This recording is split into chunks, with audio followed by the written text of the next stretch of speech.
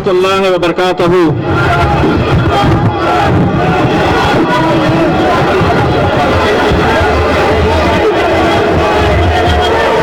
बहुत मुश्किल होता है,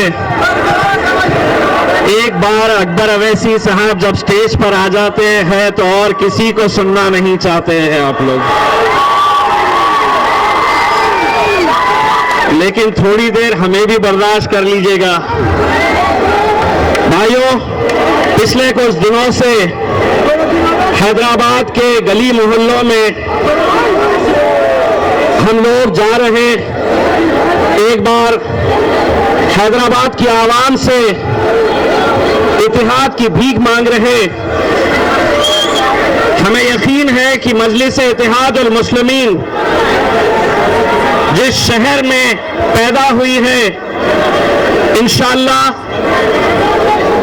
आप लोगों ने जो ताकत बख्शी है इस जमात को, अब ये जमात सिर्फ हैदराबाद तक सीमित नहीं है, मजलिस इत्तेहादुल मुस्लिमीन अब पूरे हिंदुस्तान में पूरी ताकत के साथ आगे बढ़ती जा रही है। पिछले कुछ दिनों से हैदराबाद के गली मोहल्लों में जाकर हम जब लोगों से मिल रहे तो एक बात तो समझ में आ रही है कि चाहे कितनी भी कोशिशें हो जाए, हैदराबाद की आवाम ने यह मन बना लिया है कि इंशाअल्लाह हम पहले भी मजलिस के साथ थे, आगे भी मजलिस के साथ रहेंगे और इंशाअल्लाह इस बार भी मजलिस के साथ ही हम हैं। भाइयों, आज जब हमारा जाने का वक्त आया है तो मैं आप लोगों से यह कहना चाहता हूं, मैं तेरे दर पर आया हूं, कुछ करके जाऊंगा, झोली भर के जाऊंगा, अच्छे अच्छों को यहां पर मार के जाऊंगा इंशाअल्लाह। भाइयों, आज मजलिस इत्तेहादुल मुस्लिमीन इस मुल्क की जरूरत बन गई है। आज ऐसी ऐसी कोशिशें हो रही है, अगले 48 घंटों के अंदर ऐसी साजिशें रची जाने वाली है जिसके तहत ये एक कोशिश होगी कि किस तरह से मजलिस को अपने ही शहर में कमजोर किया जाए। देखिए, हर तरह के हथकंडे अपनाए जाएंगे। सभी लोग अच्छी तरह से जानते हैं कि हिंदुस्तान के मुसलमानों को बड़ी आसानी के साथ बांट दिया जाता था, बिखेर दिया जाता था, लेकिन यही वो जमात है मजलिस इत्तेहादुल मुस्लिमीन जिसने ये सिखाया है हिंदुस्तान के पूरे मुसलमानों को कि सीना चौड़ा करके चलो और सर ऊंचा करके चलो।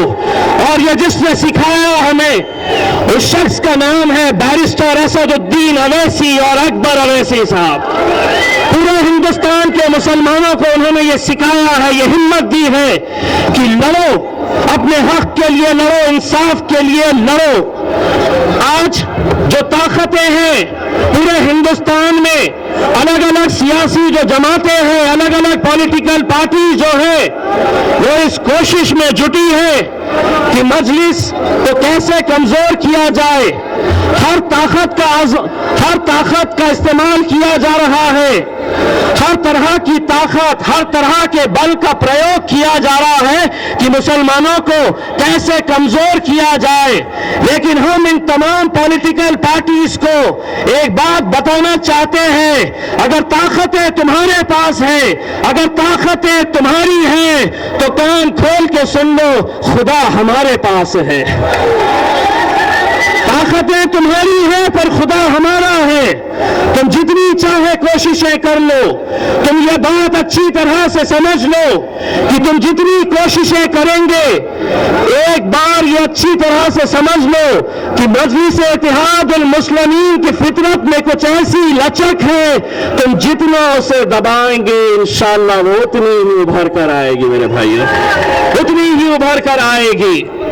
आज मुल्क के जो हालात हैं आप अच्छी तरह से जानते हैं। स्मृति कहती है पढ़ाई छोड़ दो, विश्व हिंदू परिषद कहता है गोश्त खाना छोड़ दो। अब गोश्त का जिक्र हुआ ही है तो बता दूं, कल हम सब जाके हैदराबाद की अल्हम्दुलिल्लाह होटल में बड़े का गोश्त खूब खींच कर खाए, खूब खींच कर खाए हैं। हम आज योगी कहता है कि अजान बंद कर दो, आज स्वामी कहता है कि नमाज बंद कर दो, पूरी भाजपा कहती है कि ये मुल्क छोड़ दो। ये जितने भी लोग हैं, ये जितनी भी पार्टियां हैं, ये सभी लोगों को हैदराबाद की आवाम की तरफ से और हिंदुस्तान के मुसलमान की तरफ से आखिरी बार हम ये कह रहे हैं, अच्छी तरह से सुन लो, ये मुल्क तुम्हारे बाप की जागीर नहीं है, ये मुल्क हमारा है। और जिस तरह से अकबर अवैसी साहब कहते हैं, एक बार आप लोग कह दीजिए, ये मुल्क हमारा था। इंशाअल्लाह हमारा ही रहेगा, कितनी भी कोशिशें कर लीजिएगा। लेकिन भाइयों, आज जिस तरह से हमारे को दबाने की और कुचलने की, हमें हैरान और परेशान करने की कोशिश की जा रही है, भाइयों आप लोग बैठ जाइए, भाई साहब बैठ जाइए आप। आज जिस तरह की कोशिशें हो रही है, देखिए आज से कुछ महीने पहले जब मजलिस इत्तेहाद उल मुस्लिमीन बिहार गई तो वहां पे अकबर अवैसी साहब का जलसा हुआ। उसमें अकबर साहब के ऊपर एक केस लगा दिया गया। जानते हैं ये केस क्यों लगाया गया? अकबर साहब ने किसी को कह दिया, देश के प्रधानमंत्री को, कि फला फला दरिंदा है। अब यही बात जब अमित शाह किसी को कह रहा है तो कोई केस रजिस्टर नहीं हो रहा, जब लालू प्रसाद कह रहे तो कोई केस रजिस्टर नहीं हो रहा है। तो हमारा यह सवाल पैदा हुआ कि क्या हिंदुस्तान में अकबर अवैसी साहब के लिए क्या आपने अलग कानून बनाए हैं? और अगर बनाए हैं तो सिर्फ अकबर साहब के ऊपर क्यों साहब, हैदराबाद की पूरी आवाम के ऊपर केस रजिस्टर किया जाए। मैं अच्छी तरह से समझ गया हूं, अगर वो हमारे साथ खेल खेल सकते हैं तो इंशाल्लाह हम भी खेलेंगे उनके साथ। कोई पुलिस वाले हैं यहां पर तो अब सुन लीजिए, अकबर अवैसी साहब ने किसके बारे में कहा था, आप लोग बोलिए,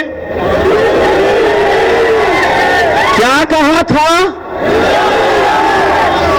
ये लीजिए, अब कितनों के ऊपर केसेस करेंगे? मैंने बोला बाबा जी का ठुल्लू, मेरे ऊपर तो केस रजिस्टर ही नहीं हुआ है। अब जितनों के ऊपर केस रजिस्टर कर सकते हैं कर लीजिएगा। भाइयों, हमारा बोलने का मकसद ये है कि ये मुल्क हमारा है, ये मुल्क सबका है। अगर यहाँ पर कानून है तो सबके लिए बराबर कानून है। आप कानून के साथ खिलवाड़ नहीं कर सकते हैं। आज हैदराबाद में आप लोगों को इस बात का फख्र होना चाहिए कि आपकी जमात है जो इसी शहर से शुरू हुई थी, आज आपकी जमात है जो सिर्फ हिंदुस्तान में नहीं, अब हिंदुस्तान के बाहर भी लोग इसे देख रहे हैं।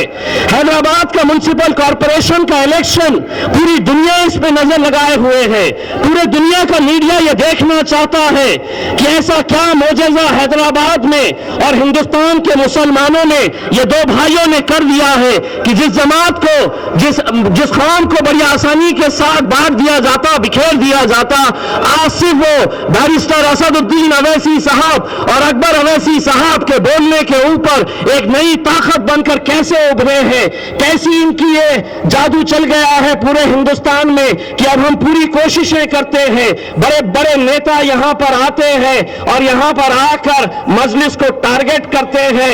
एक बात समझ लीजिए, हैदराबाद की आवाम के बारे में हमें एक तो बात मालूम है कि ये यहां पर मर्द लोग रहते हैं और मर्दों की जमात के साथ ही वह जुड़े रहेंगे इंशाअल्लाह। और अगर कोई मर्दों की जमात है तो उस जमात का नाम है मजलिस इत्तेहाद उल मुस्लिमीन। भाइयों, आज हम आपसे यही गुजारिश करने के लिए आए हैं, इत्तेहाद की भीख मांगने के लिए आए हैं। आज हर तरह की कोशिशें हो रही है कि मजलिस को कैसे खत्म करना। मेरे भाइयों, आज आप देखेंगे कि बैरिस्टर असदुद्दीन अवैसी साहब, अकबर अवैसी साहब जिस तरह की मेहनत कर रहे, क्या जरूरत है उन्हें, लेकिन वो चाहते हैं कि हिंदुस्तान के मुसलमानों को उनका हक मिलना चाहिए। वो सच्चाई के लिए खड़े हैं। आज जब आप देखते होंगे कि बैरिस्टर असदुद्दीन असदुद्दीन अवैसी साहब सिर्फ एक मोटरसाइकिल के ऊपर प्रचार करने के लिए निकलते हैं। मैं आपको दावे के साथ कहना चाहता हूं कि पूरे हिंदुस्तान में मुझे ऐसा कोई नेता बता दीजिए जो मोटरसाइकिल के ऊपर जाते हैं, प्रचार करने के निकलते हैं। महाराष्ट्र के एक नेता ने मुझसे पूछा, आपके सदर तो मोटरसाइकिल पर निकल जाते हैं, क्या उन्हें कभी डर नहीं लगता? तो मैंने उसे जवाब दिया कि असद साहब जब घर से निकलते हैं तो ये सोचकर निकलते हैं, ये कहकर निकलते हैं कि मेरे साथ चलता है दुआओं का काफिला, मेरे दुश्मनों से कह दो अभी तन्हा नहीं हूं मैं।